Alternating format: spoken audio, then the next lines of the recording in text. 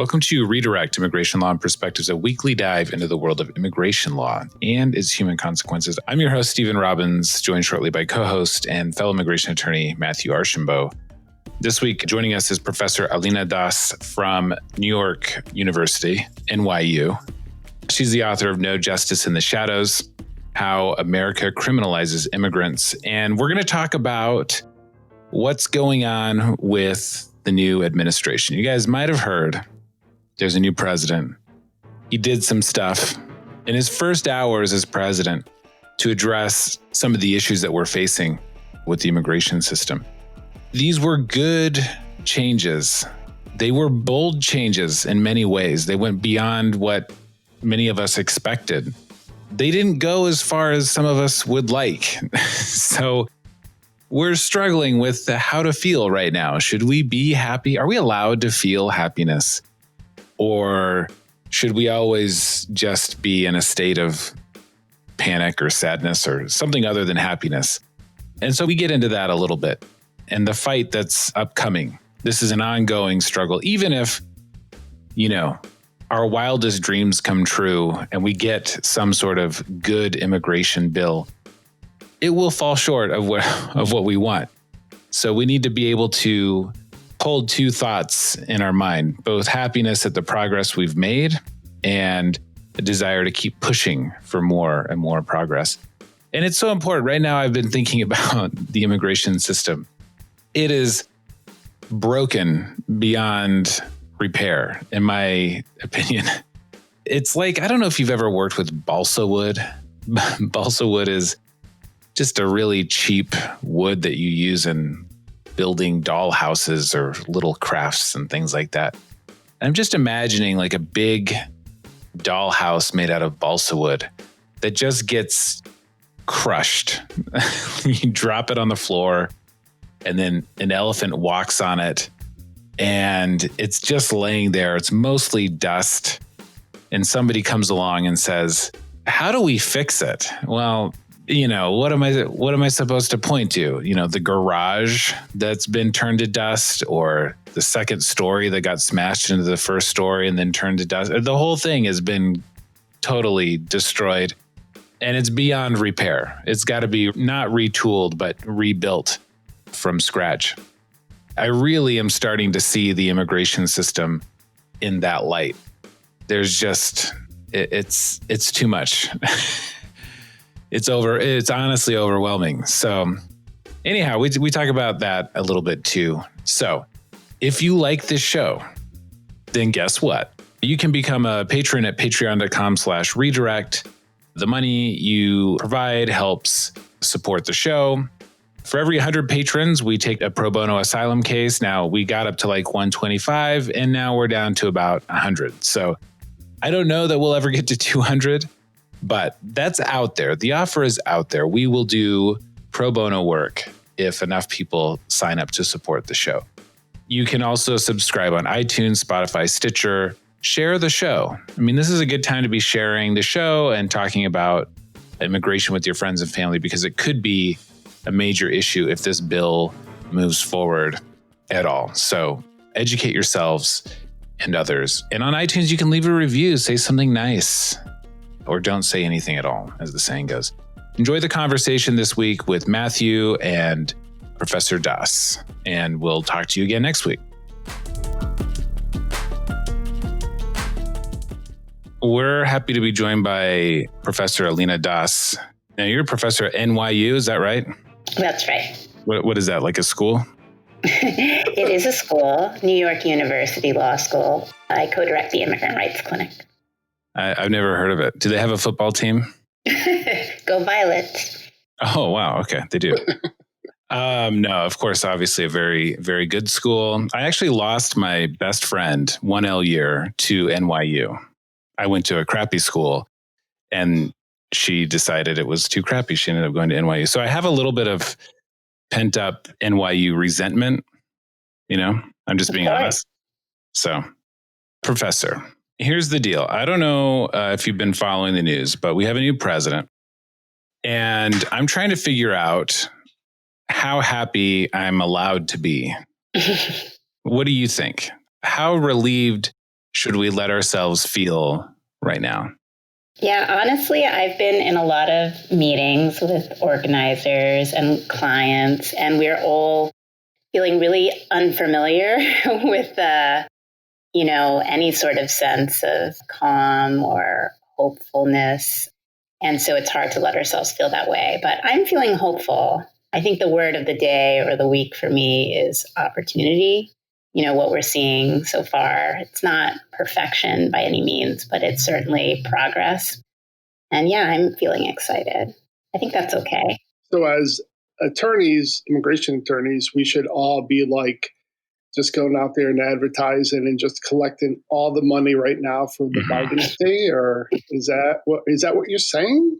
I'm trying to read between the lines. Yeah, well, I'm sure there's a lot of that going around, and I am worried about people being taken advantage of by unscrupulous lawyers, none of whom, of course, are on this podcast. But yeah, I think it is actually a time where I know I'm going through each of my own cases and thinking about what we can do and what we can do differently and what's opening up. So yeah, there's a lot of work for us, which is unfortunate because, the last 4 years have been horrible and we've been running this marathon. It would be nice to get a break, but I don't think we're getting a break anytime soon. Right. Just a brief public service announcement. I've been posting this on my law office's Facebook, and this is what Matthew was alluding to. Don't pay any lawyer any money right now for something that doesn't exist. I don't know that we get a lot of immigrants listening to the show, maybe, but if there are, for the activist community, it's really important. I think every time something like this rolls out or there's changes, the rumors go through the immigrant community like wildfire. And without exception, there's always going to be sort of a rash of these people saying, oh, you need to pay me, get on my waiting list for the amnesty. And that's a waste of money. So don't do that. Yeah. And lawyers, don't do that. Yeah. If you're a lawyer, no. It seems like good things are going to happen. Just wait. But that type of behavior, we're going to call you out on it. Let's put it that way. And yeah. We see it all the time, and now's really not the time because people have been so desperate, and any ray of hope, people are going to be clinging to it and to take advantage in that way. Because right now they're just proposals, and the proposal looks great. It looks really good. It could be better. But it's definitely better than anything Obama proposed, right? And I think maybe it seems like Biden has learned to maybe kind of go big with the proposal instead of trying to negotiate against themselves. But nothing has happened. I suspect if it passes, it's not going to be as good as it looks right now. So hold off. Just don't do that. So real quick, let's run through just a quick summary of the immigration executive orders that were signed on day one. Revoking the travel bans, also known as the Muslim ban and the African bans, directing the immediate halt to construction of the border wall, as well as an investigation, it sounds like, into the funding and contracting methods used by the Trump administration, which I think will be interesting, personally, side note. Number 3, directing DHS to fortify DACA instead of gut it entirely. Number 4, they revoked the Trump administration's order to exclude undocumented people from the census. And also, basically, one of the first things Trump did was to change the interior enforcement priorities to say that basically, if you're undocumented, you're now a priority, period, end of story. And they rescinded that and went back to essentially the Trump era enforcement priorities. So the Obama era, they went back to what did Obama I say? era. Trump era? Yeah. Whatever. It's okay. It's a lot. All right. Talk about what that means, and if you have any examples or anecdotes about lives that could change in your experience.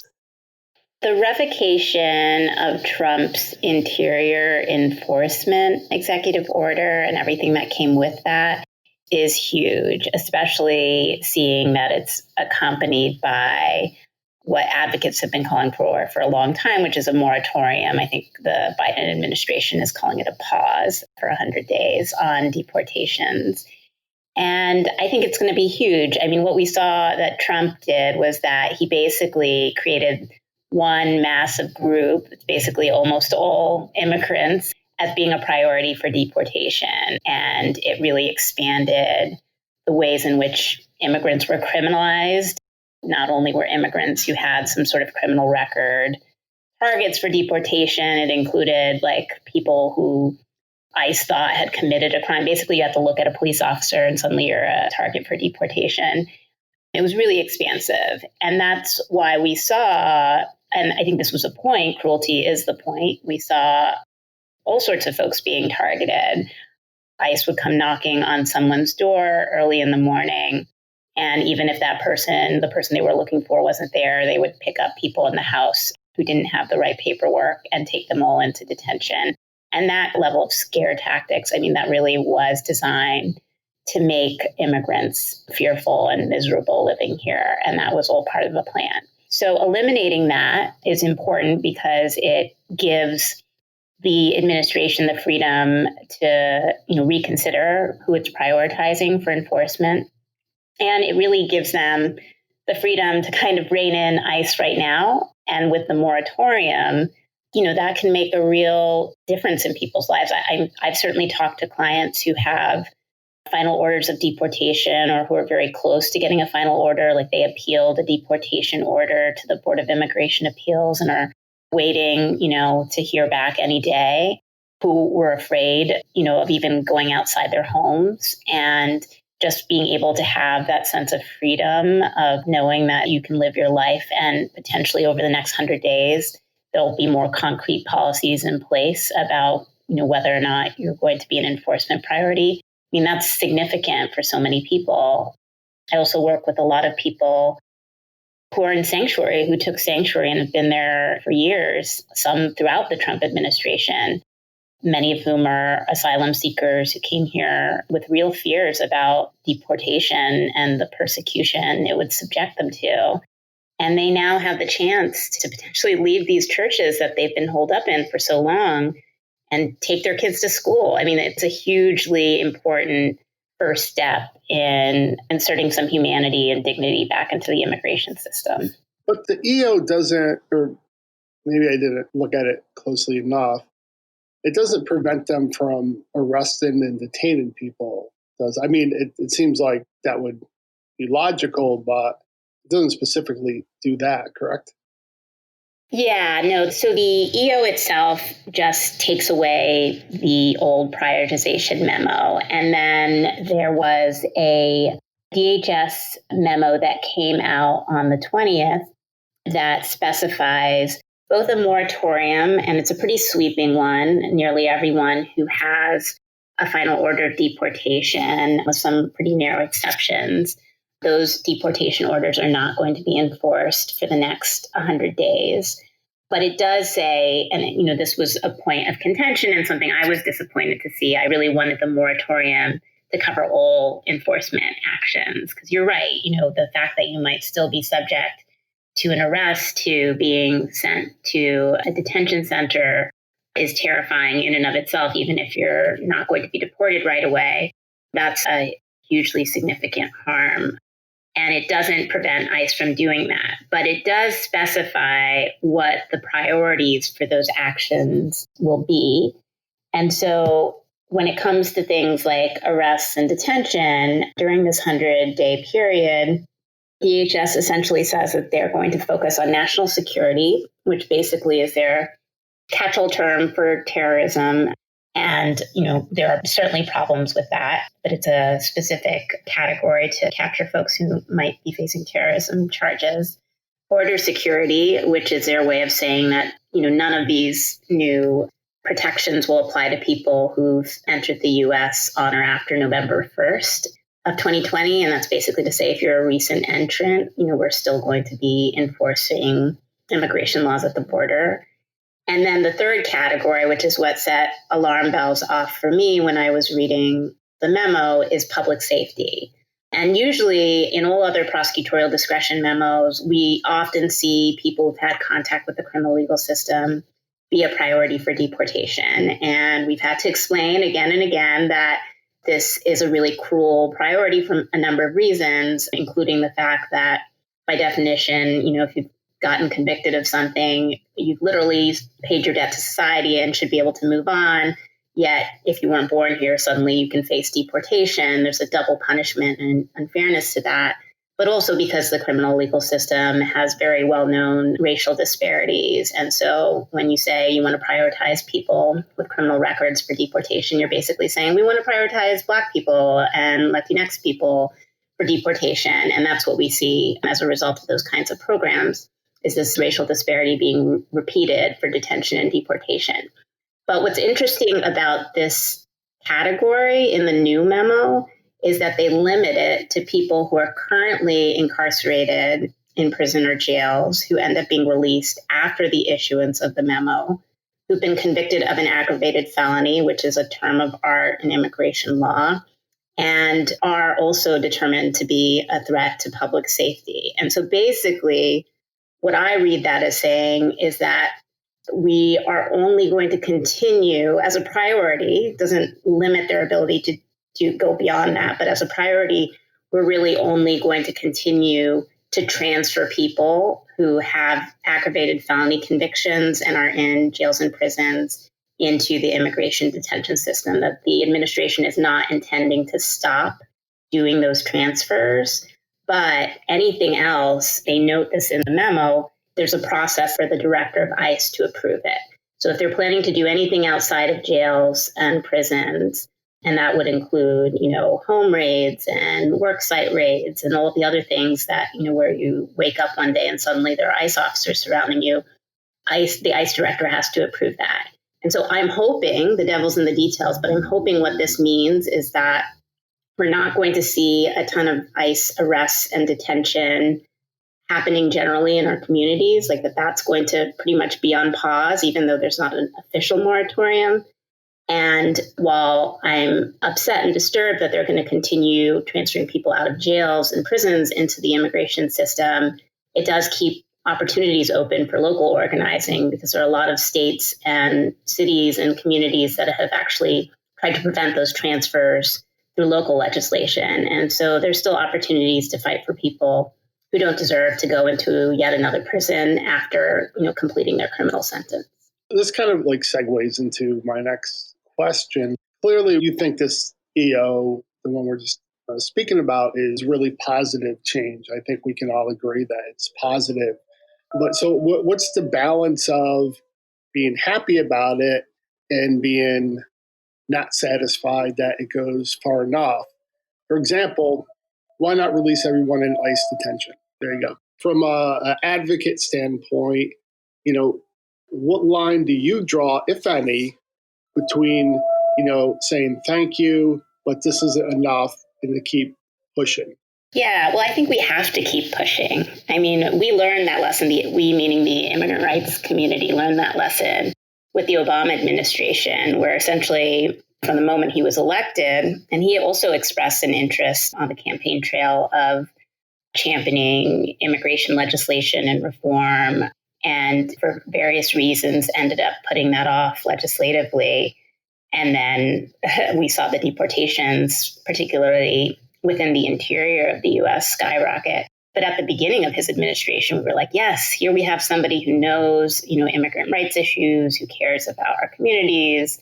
Let's give him the space and time to work out a bipartisan solution. And obviously there were immigrants who are organizing on the ground who are like, no, we're not going to do that. And thanks to them and their ability to mobilize, as the deportation started increasing, we were able to eventually get some programs out of the Obama administration, like DACA, Deferred Action for Childhood Arrivals.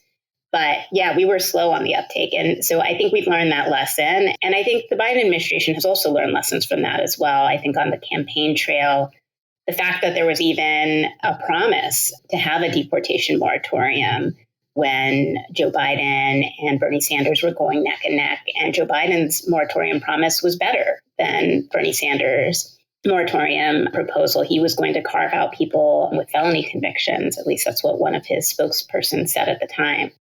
So I think that was a result of movement demands and Biden administration listening, the campaign listening to people on the ground, saying that immigrant communities have just gone through too much under the Trump administration, and it was too complex to sort out and carve out people from a rule. You really needed a full stop to deportations to actually have the time to correct things. So I think that's really positive. What is disappointing, and I think it is okay for us to be disappointed and important for us to voice that disappointment, is that the movement demand quickly grew into a demand to stop arrests and detention. And that was bolstered by the fact that there is a COVID epidemic in our immigration jails across the country, and that we've seen so many people get sick, so many people lose their lives as a result of that. While it's disappointing that this moratorium hasn't gone beyond deportations, and there's a signal that some arrests and new detention will continue, I don't think that changes the focus of the community. I think community groups are demanding that people who are currently in detention now must be released, that the administration, as part of its focus on COVID, has to be much more aggressive about authorizing release and enforcing real custody reviews, meaningful changes across the country.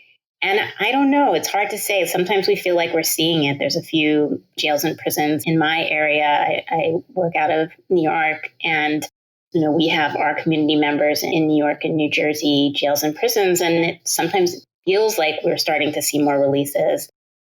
I definitely direct people to Detention Watch Network because they have a step-by-step plan for how they think the Biden administration should operationalize this and use this next 100 days to really empty the immigration detention system and start ending contracts and move towards an official policy where we don't have immigration detention at all. What are the best ways? Because I do see sometimes on the left just sort of paralyzing cynicism about this is not nearly enough. And so therefore it's not worth celebrating, or anything short of open borders makes you a neoliberal shill or whatever. It does. And it becomes very paralyzing. Those people don't end up all that engaged in the progress that's being made. I mean, what are your suggestions for ways that people can be involved? Because, the progress that we're talking about is real. And it's because of people who have been engaged, not because of people who've been sitting the fight out because they thought it wasn't worth it. So between now and there's a bill that's being floated, and this seems like a really important time for people to be actively engaged. How can they do that in a way that's effective? Well, I always think that the most powerful campaigns are highly localized. And I do think that while I agree at some point expressing only frustration, even when there's progress, becomes counterproductive. And we do have to celebrate the victories, even if they're smaller than what we're dreaming of. They're certainly bigger than what we've seen. And so I do think that's important. But at the same time, I think it's important to recognize that the Biden administration has only adopted these goals and done what it's done because organizers demanded much more, right? Like if we don't hold that place, then we're going to see a much more kind of moderate approach to immigration, which frankly has failed immigrant communities for, at least the last 40 years, where we've just seen kind of anti-immigrant restrictionist legislation being the kind of policies that folks settle on. So I think it's important for people who are saying this isn't enough to hold that place and not grow complacent, while also celebrating the fact that these are victories as a result of organizing. And so for people who are in their communities trying to wonder what to do, I do think it's important to look at what's happening locally. Like, obviously, your Congress people, right, are going to be the ones debating this legislation. Like, there's a lot of things that we haven't seen the text of the bills, and so we're not 100% sure what, if anything, it will say about certain issues, for example, about detention and things like that. Is it only going to focus on a legalization program? Are people going to be ineligible because of contact with the criminal legal system? Are certain groups going to be left out? There's a whole border security, like smart wall provision, which, makes me nervous. So all of those things we have to look at carefully, and our Congress people will too. But if they're looking at that legislation and then they're also seeing, hey, my constituents actually held a rally outside of our jail because they hate the local jail contract, their whole frame of mind about what kind of immigration changes their constituents want to see will be shifted, right? So if we're only talking about national policy and not connecting it to local decision making, local fights on the ground, I think Congress people will feel less invested in championing the most progressive version of the legislation. So I think there's a place for all people in the movement, and I really applaud the groups that have been calling for the abolition of ICE, people who've been going to their local jails and their county board meetings and demanding that they drop their ICE contracts, people who are fighting for sanctuary legislation at the local level, because those things do trickle up to congressional elected officials and I think set a tone for what national policy should look like. I think they're paying attention to what we do locally. And so obviously calling your Congress people and telling them to support the bill will be incredibly important. But I think if people can focus on some of these local fights too, there's a real synergy there. Right. Yeah, it does seem like the Trump era, we were kind of playing defense.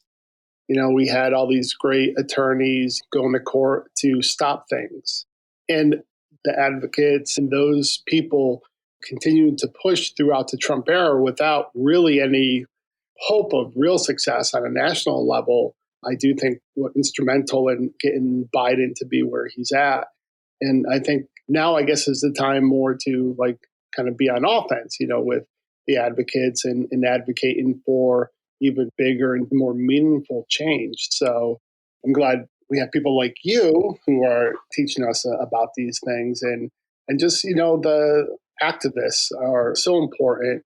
And I hope people in the immigration attorneys and on our side really recognize how powerful and how important these activists are.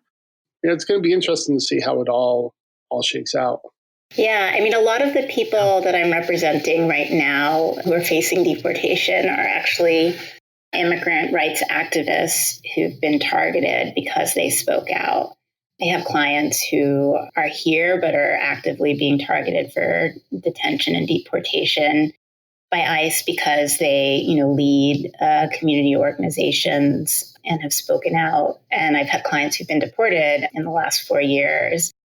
To me, I'm like, that's the resistance, right? Like those advocates are the voices of the resistance. And this includes people like Ravi Ragbir and Jean Montreville, who are leaders of the New Sanctuary Coalition in New York and who were targeted by our local field office in a joint operation in 2018. And Jean was arrested first and was deported to Haiti. And Ravi, we were able to get judicial intervention, and he has a stay of deportation from a court right now. But ICE, as recently as this month, the government filed a motion to try and dismiss that case to get rid of the stay. And when I think about people like them who spoke up for immigrant communities and were targeted for it, I really hope that the Biden administration is going to come in and protect activism, protect the First Amendment, and really redress these harms. And there's even a broader movement to really try and bring people back who've been unjustly deported. I love that visioning, and I think there is more hope for it than I necessarily would have thought, a year ago. I think the movement's come a long way, and it's really important to protect all of the voices in our community, particularly those who carry the heaviest burden for resisting these policies. Well, I think the one provision that I saw in the proposed law to allow those who were deported during the Trump years an opportunity to be able to come back, some process for them to be able to come back for family unity. Whether any of this gets passed, and if it gets passed, whether that makes it into it is unknown. But just that proposal really kind of stood out as saying, okay, they're going beyond. Me and Stephen would joke the immigration reform would be 6 months voluntary departure instead of 4 months. Right. You get a 1-year permit that rolls into a voluntary departure. And it's $5,000. So, I mean, it's good that they're going, like I said before, they're going big on this. What happens, I think we're all realists enough to know that the bill as proposed isn't going to get passed. There's going to be horse trade and all that. But also the fact that I don't think they really propose much in the way of security, the other end of it. I'm sure that stuff will get added as well. But It is nice to see that they're thinking big. Yeah, one thing I'll just add, and then I do have to jump, but on the optimist side, some of these things go, like Matthew's saying, above and beyond what has been proposed before.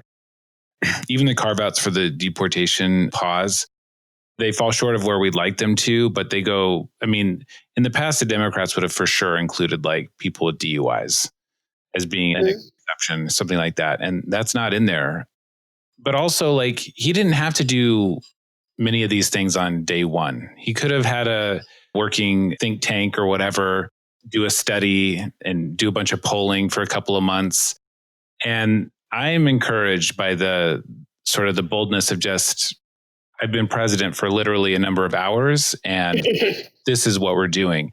And so where it leads, it depends on this pressure and all these moving parts. But I found that to be encouraging.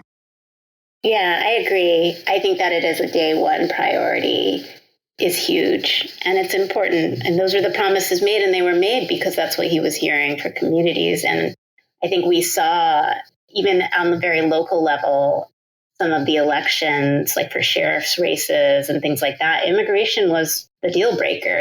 People got voted out of office because they supported like local policies to cooperate with ICE and to deport community members. And demographics of this country are changing and folks are like, no. And if you think about the mobilization in Arizona and Georgia, these are like young people who grew up being the children of folks who were actively like hunted by both federal immigration officers, but also like their own local police under some of these anti-immigrant bills that got passed over the last few years, 287G agreements, all of that. And they were like, no, we're not standing for that. And they really mobilized to turn those states blue, which is incredible. And I think the Biden administration very smartly sees that.